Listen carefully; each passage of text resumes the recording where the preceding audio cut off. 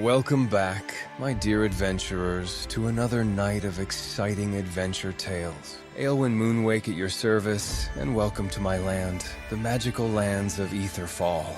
This world is filled with magic, action, deceit, love, revenge, and so much more. So sit back and relax as we drift deeper into the adventure tales of Aetherfall.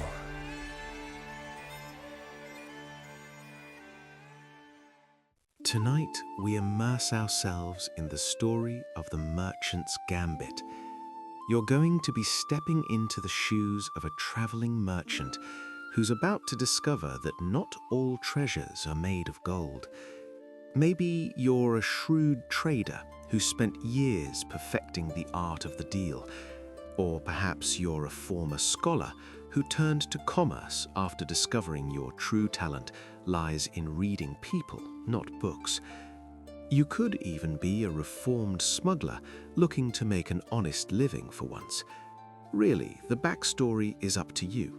But regardless of where you're coming from, the coastal town of Saltmere has opportunities waiting for someone with your particular skills. The harbour is always busy with ships from distant lands. The marketplace buzzes with exotic goods, and whispers of a legendary artifact have been drawing treasure hunters to the region. Some say it's cursed, others claim it holds the key to untold wealth. But for now, pack your ledger and polish your silver tongue, and let's begin. You adjust the worn leather straps of your merchant's satchel as the coastal breeze carries the sharp scent of brine and seaweed to your nose. The road from the inland territories has been long. 3 weeks of dusty paths and cramped caravan stops, and your legs ache from the constant travel. Normally, your elven blood would grant you a vast pool of mana to protect yourself, but it seems you were born the odd one out, hence your dedication to the path of a world-renowned merchant. You took the longer path to avoid any encounters with fearsome magical beasts. Your forest green traveling coat, practical but well-made, has collected its share of road dust and is damp from the thick fog of a last night's trail. The brass buttons down the front of your garments have started to tarnish slightly, and the soles of your brown boots have seen better days. The wooden cart you've been pulling, loaded with bolts of fabric, spices, and a few carefully wrapped pieces of glassware, has developed an annoying squeak in the left wheel that's been your constant companion for the last 50 miles. The road crests a final hill, and suddenly Saltmere spreads out below you like a painting come to life.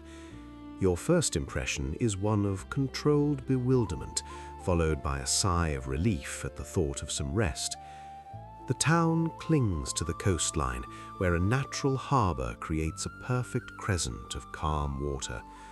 Dozens of ships bob at anchor, their masts creating a forest of wood and canvas against the afternoon sky. Some are sleek merchant vessels with colourful flags, others are weather-beaten fishing boats that look like they've survived more storms than they should have. The buildings cluster tightly together, climbing up from the waterfront in terraced levels. Most are constructed from whitewashed stone with red clay roof tiles that glow warmly in the sunlight. What strikes you most is the sheer variety. Wealthy merchant houses with elaborate balconies sit next to humble shops with simple awnings. A massive customs house dominates the harbour entrance, its limestone walls speaking of official authority and probably excessive paperwork. Your cart's wheel gives a particularly loud protest as you navigate the steep descent into town. You make a mental note to find a wheelwright before you attempt to sell anything. A painted sign marks the town entrance, its letters slightly faded by salt air. Saltmere, Est 612, Pop 1847, all trades welcome. Below that, in fresher paint and a clearly sarcastic hand, Please declare all cursed artifacts at customs. The letter from your mentor crinkles in your inner pocket as you shift the cart's weight. You can practically hear old Tobias's gravelly voice reading the words you've memorized. About time you learned that profit isn't just about coin, youngster. Saltmere's got more than merchandise to offer.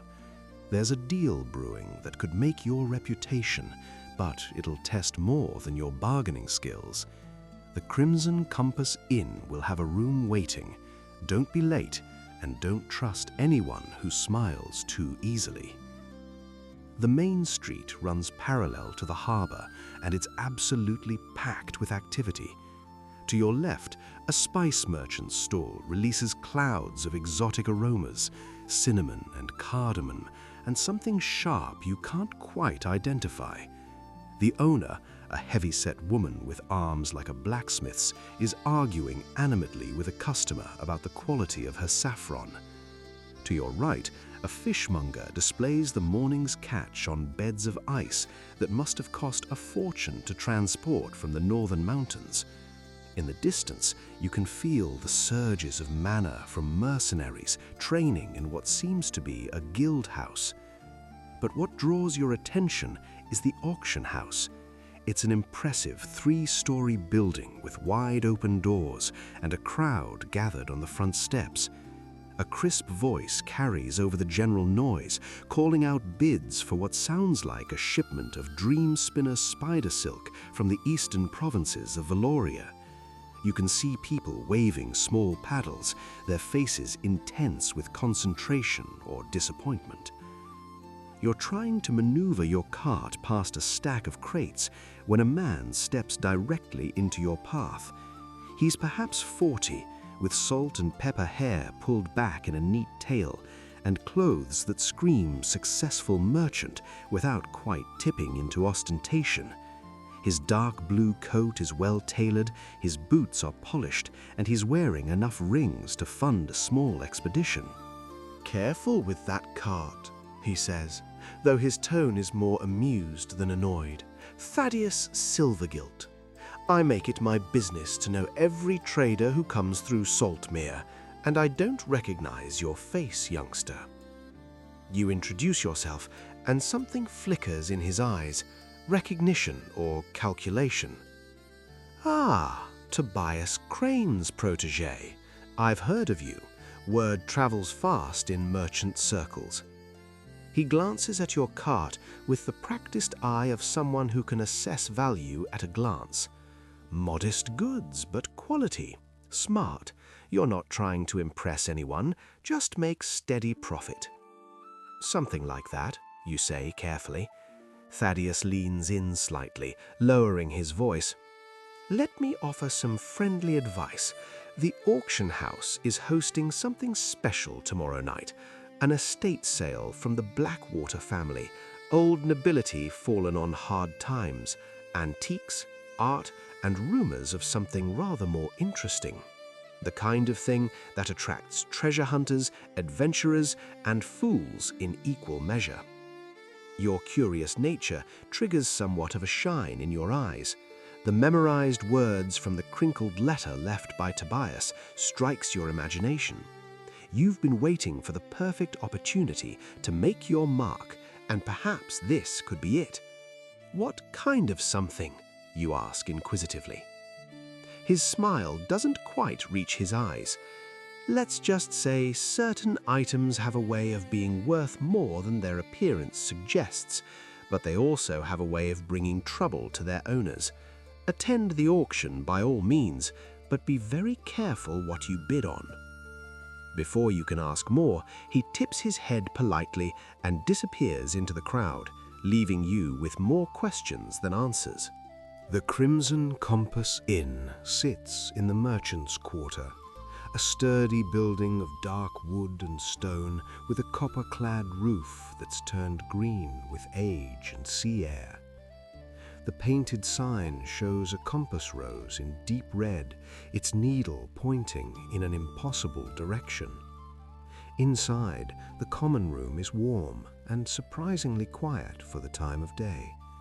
Dark wooden beams support a low ceiling, and brass lanterns cast golden pools of light across scarred tables. Behind the bar stands a woman who could be anywhere from 50 to 70, with silver hair braided in an elaborate crown and violet eyes that miss nothing. She's polishing a glass with mechanical precision, but you get the feeling she's cataloguing every person in the room. "You'll be the merchant Tobias wrote about," she says, before you can speak. It's not a question. "I'm Coraline Wavecrest, and this is my establishment. Your room's ready, 3rd floor, overlooks the harbor. Meals are included, but I expect civilized behavior and no illegal dealings under my roof." "Just legitimate trade," you assure her. She says, unconvinced. Tobias said the same thing before he got mixed up with that cursed compass incident. But you're not responsible for your mentor's poor decisions. She sets down the glass and fixes you with a penetrating stare. "What do you know about the Tears of Meridian?" The name means nothing to you, and your confusion must show. "Interesting," Coraline murmurs. "Then you're either a very good actor or Tobias kept you in the dark. The Tears of Meridian are a set of 3 crystal pendants created by the sorceress Meridian Stormweaver about 200 years ago. Legend says they can grant the wearer protection from any harm and grants an immense pool of mana, but the cost is steep. Meridian supposedly went mad from using them, and they've been lost for decades." "Let me guess," you say with a smirk, as your elven ears perk up. "They're suddenly not lost anymore?" "One of them surfaced in the Blackwater estate. It's the star lot in tomorrow's auction. Half the treasure hunter adventurers in 3 kingdoms have descended on Saltmere, and tensions are running high. There was a fight in here 2 nights ago over someone allegedly cheating at cards. I had to threaten them with my late husband's enchanted crossbow to restore order." Your mind is already working through the implications. If the pendant is real, it would be worth a fortune. If it's a fake, someone's going to be very angry when they discover the truth. Either way, there's opportunity here for someone clever enough to navigate the situation. You're about to ask more when the inn door bursts open with enough force to rattle the hinges. You think to yourself, pretty tough to get any questions squeezed in this place. A young woman stumbles in, her appearance suggesting she's been running.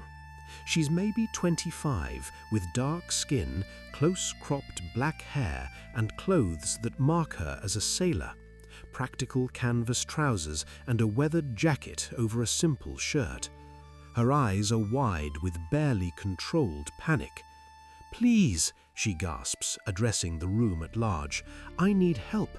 My brother, he's been arrested, and they're saying he stole something from the Blackwater estate. He didn't do it. I swear he didn't, but they won't listen to me." Coraline's expression softens slightly.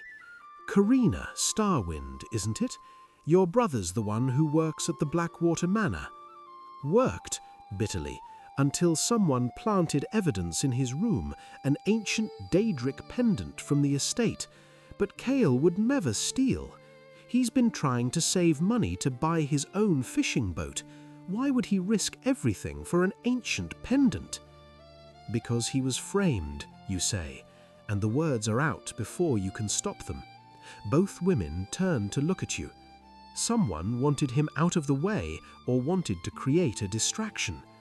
When is the arrest happening? "They took him this morning. The trial's in 3 days. If he's convicted, he'll be sent to the labor camps on Thornkeep Island. I've heard stories about that place. People don't come back." Your mind is already working through the implications. If the pendant is real, it would be worth a fortune. If it's a fake, someone's going to be very angry when they discover the truth. Either way, there's opportunity here for someone clever enough to navigate the situation. You're about to ask more when the inn door bursts open with enough force to rattle the hinges. You think to yourself, pretty tough to get any questions squeezed in this place. A young woman stumbles in, her appearance suggesting she's been running. She's maybe 25, with dark skin, close-cropped black hair, and clothes that mark her as a sailor. Practical canvas trousers and a weathered jacket over a simple shirt. Her eyes are wide with barely controlled panic. "Please," she gasps, addressing the room at large. "I need help. My brother, he's been arrested, and they're saying he stole something from the Blackwater estate. He didn't do it. I swear he didn't, but they won't listen to me." Coraline's expression softens slightly. "Karina Starwind, isn't it? Your brother's the one who works at the Blackwater Manor." "Worked," bitterly, "until someone planted evidence in his room, an ancient Daedric pendant from the estate. But Cale would never steal. He's been trying to save money to buy his own fishing boat. Why would he risk everything for an ancient pendant?" "Because he was framed," you say, and the words are out before you can stop them. Both women turn to look at you. Someone wanted him out of the way or wanted to create a distraction. When is the arrest happening? "They took him this morning. The trial's in 3 days. If he's convicted, he'll be sent to the labor camps on Thorn Keep Island. I've heard stories about that place. People don't come back." An idea is forming in your mind. Dangerous, but potentially profitable. What if I could prove he was framed? Would the Blackwater family listen to evidence? Mira looks at you with desperate hope. Lady Cordelia Blackwater is the only one left with any authority. Her husband died last year, and she's been struggling to keep the estate running. She's supposed to be fair, but she's also desperate for coin. That's why she's selling everything at the auction. "Then we'll find proof of Cale's innocence before the trial," you say, surprising yourself with your certainty. "But I'll need information. Who else works at the manor? Who had access to the pendant? And most importantly, who benefits from your brother being arrested?" The next morning finds you standing outside the Blackwater estate, a sprawling manor house that's seen better days. The grounds are overgrown, the fountain in the courtyard is dry, and several windows on the upper floors are boarded up. But the bones of grandeur are still visible in the ornate stonework and the elegant architecture. Mira managed to get you a meeting with Lady Cordelia under the pretense of discussing items for the auction. It's a thin excuse, but you're hoping your merchant credentials and elven blood will make it plausible. A butler answers the door, an elderly man with impeccable posture despite his obvious weariness. "Lady Cordelia is expecting you. Please follow me." The interior of the manor tells a story of faded wealth. Expensive furnishings are covered in dust sheets, and lighter rectangles on the walls show where paintings once hung. The butler leads you through a maze of corridors to a study where Lady Cordelia sits behind a massive oak desk. She's in her late 40s, with graying brown hair pulled back severely and eyes that have seen too much disappointment. Her dress is expensive but outdated, and she holds herself with the rigid dignity of someone determined not to show weakness. "A merchant interested in the auction," she says without preamble. "What specifically brings you to my door rather than simply attending tomorrow night?" You decide honesty, or at least partial honesty, is the best approach. "I'm interested in the tier of Meridian, but I'm also concerned about its authenticity. I've heard rumors about the arrest of one of your servants. Forgive me for being blunt, Lady Cordelia, but timing like that makes potential buyers nervous. Her expression hardens. Kael Starwind was caught with stolen property. The matter is being handled by the proper authorities. And yet you have no motive, no witnesses, and only the conveniently discovered evidence. You press gently. I'm not trying to offend, my lady, but as a merchant, I've learned to look for patterns. This feels wrong.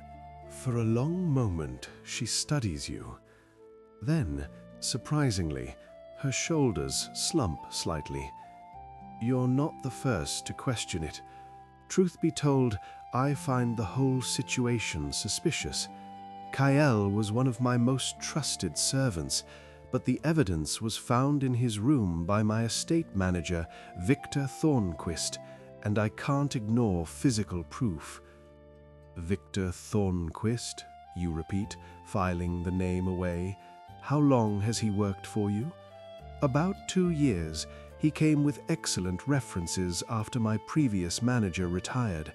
She pauses. Are you suggesting Victor planted the evidence? I'm suggesting someone did, and it would be worth finding out who before you sell a priceless artifact to potentially the wrong buyer tomorrow night. Lady Cordelia considers this. What do you propose? Let me investigate, quietly. I have a vested interest in ensuring tomorrow's auction proceeds without scandal, and if I'm right, we save an innocent man and expose a thief. She makes a decision. You have until tomorrow evening. I'll instruct Victor to give you access to the manor, but I warn you, if you're wasting my time, I'll have you barred from the auction. Victor Thornquist is exactly what you'd expect from a scheming estate manager. Elven blood with a pale complexion. He appears middle-aged, handsome in a calculated, mischievous way, with blonde hair and a smile that's too practiced. When Lady Cordelia instructs you to assist, something flashes across his face too quickly to identify, but you'd bet good money it's worry. Of course, my lady, he says smoothly. I'm happy to help in any way possible. He leads you through the manor, ostensibly showing you items that will be auctioned, but you're paying more attention to him than the furniture. He's nervous. His hands keep moving to adjust his collar, and he's talking too much, filling silence with unnecessary details.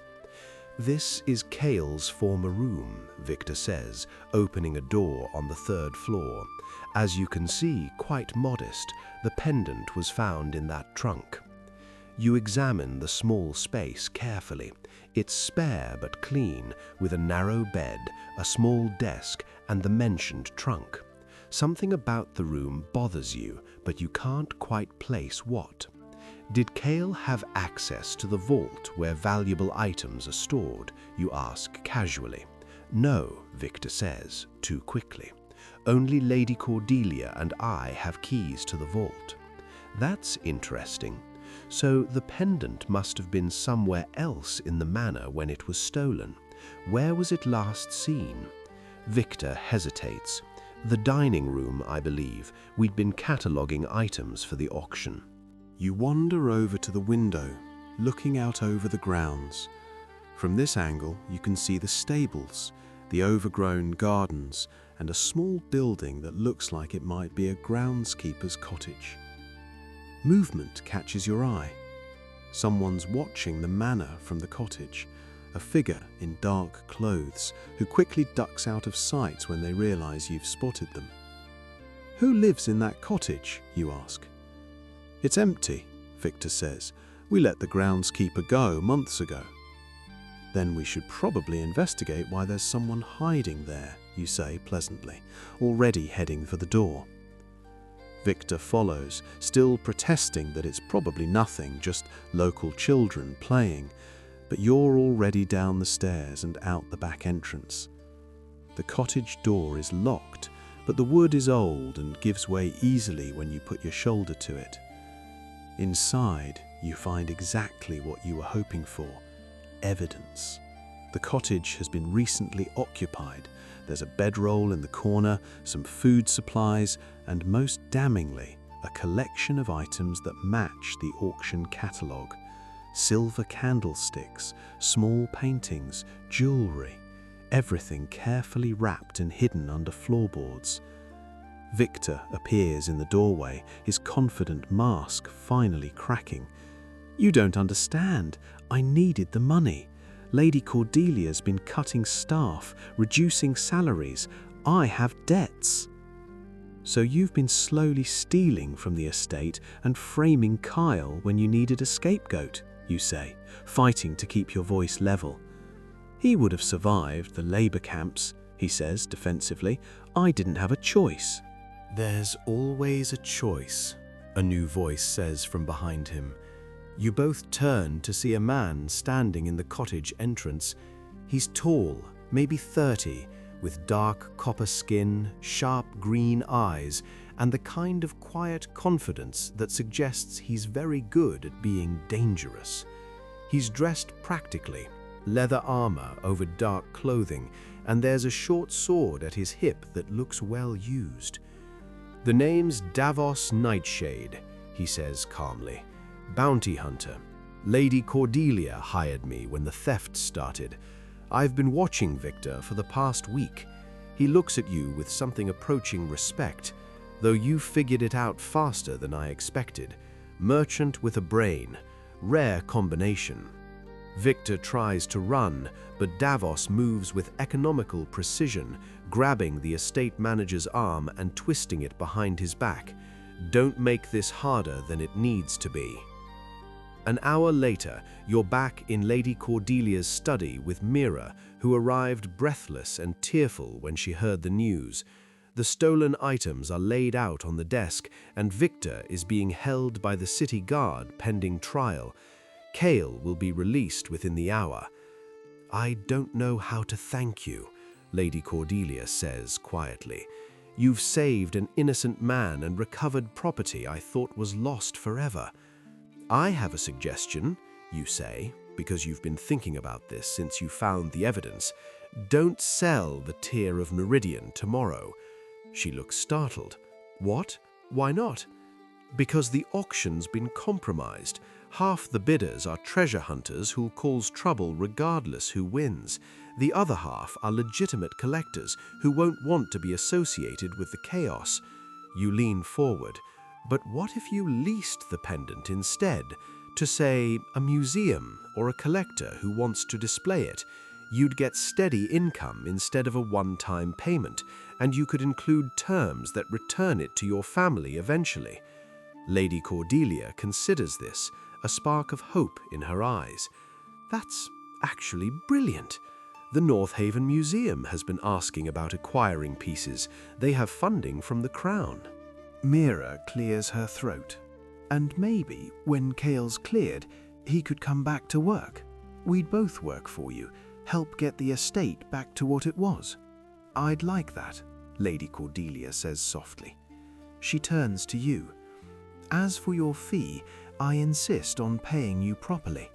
How does 200 gold crowns sound?" It's more than generous, and you say so, but there's something else you want. "Actually, I was hoping to establish a regular trade route through Saltmere. If I could list you as a reference, someone who can vouch for my integrity, it would be worth more than gold in the long term." She smiles, a real smile this time. "Consider it done." That evening, you're back at the Crimson Compass, treating Mira and Davos to dinner. The common room is busy, but Coraline has saved you a corner table where you can talk without being overheard. "So," Davos says, raising his mug, "to successful investigations and merchants who can actually think." "I'll drink to that," Mira says, clinking her mug against his. She looks at you with gratitude that's almost overwhelming. "Kale wants to thank you himself. He's talking about naming his fishing boat after you when he finally gets it." "Please tell him that's not necessary," you say, laughing. "Though if he ever needs supplies or equipment, I'd be happy to offer fair prices." Davos studies you thoughtfully. You know you're not bad at this investigating business. Ever considered taking on work beyond trading?